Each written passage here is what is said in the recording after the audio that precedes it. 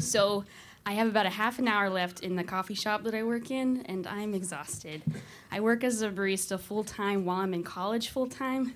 So at the end of the day, I'm just ready to go home and put off my homework for several more hours. But 10 minutes before the shop closes, I'm getting ready to kick all the customers out and lock the door, my favorite part of the night. And this young woman walks in, and I try and steer her away. I'm like, hey, just so you know, like, we've only got 10 minutes before we close. And she's like, oh, okay, like, my friend's meeting me here, so we'll just leave when they get here. I would love some wine. Do you guys have wine here? And I'm like, we have beer. So I get her a beer, and she sits down. I'm a little annoyed because she's like a 20-something, and I'm like, why do you want to drink in this quiet coffee shop? Like, if only there was some place where you could drink with your friend that stays open late, but I don't know. So, I keep cleaning up, but then I notice that 2 police officers walk in. They start talking to her, and she points at me, and so the police officers start walking towards me, and I'm like, what did I do? Like, did I do my taxes this year? Like, did I witness a crime of some sort? Like, I've never even gotten pulled over at this point, so I don't have encounters with the police very often, or at all. And so the police come up to me and they're like, ma'am, did you serve alcohol to that woman over there? I'm like, what? And they're like, that woman over there, she's underage and she works for us, and you didn't card her. It's like, I didn't card her? Like, let me get something clear here.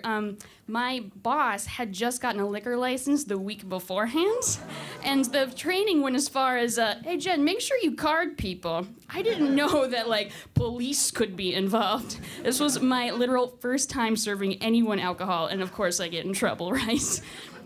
So, and this girl annoyed me on purpose because that was her job. Like, how shitty is that? So I'm like hyperventilating at this point, because I'm like, what the hell is going on?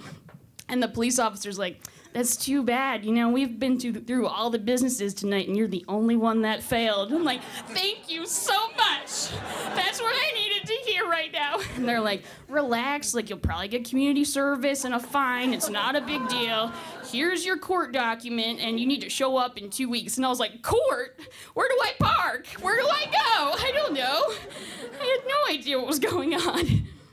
And the court date was in 2 weeks from that date, so that gave me a lot of time with my wonderful anxiety to ponder all of these wonderful questions, like, would I still have a job? How would I pay for college? Like, will this be on my record? What is a record? These wonderful questions. So I show up to court, and I kind of thought it was going to be like Law and Order, where it was just me in the courtroom by myself with, like, the judge and his gavel. But, like 30 other people at the same time to show up, right? So what I thought was going to be like an hour turned out to be just a full day.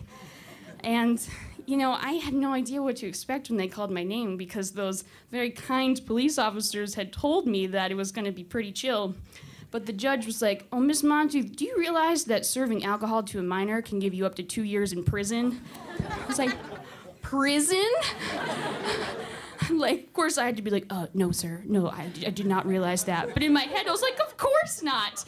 I'm a barista. I put smiley faces and hearts in lattes. I don't serve alcohol. I would have been a bartender if I wanted to serve alcohol. I don't want to be here. I'm not supposed to be here.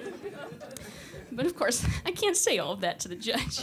He just suggests that I get one of those lawyer things, And so I'm waiting in line through another line of crowds to get a public defender, because I can't afford a lawyer. And this one guy walks in, and he's like, damn, this looks like the Chipotle line. And he walked immediately out. Show you how busy it was in that room. You get a better idea. So at the end of this long day, I decided to sit in my car and call my family. I mean, kick yourself while you're already down, right? I can't think of another reason why I would do that. So I tell them what happened, hoping for some kind of reassurance or a way to calm me down, but they're like, jail, oh my God, you're going to jail. Honey, Jen's going to jail. Oh my God, what are you gonna do? I'm like, I don't know, I thought you were gonna tell me what I was gonna do. It's a very worthwhile phone call. I suggest calling your parents whenever anything like this happens. But luckily for all of us, I did not go to jail. Instead, I had to pay a $1,000 fine, which in barista money is like, what, like 1 million paychecks? And is also like all of my textbooks in college. Like, so, and I had to go to alcohol counseling. And I know, trouble. And now I get to explain to everyone why my background check says I served alcohol to a minor. Because if you don't know, it looks like that I was just selling Smirnoff to 16-year-olds in a parking lot. So that's my life. Thank you so much.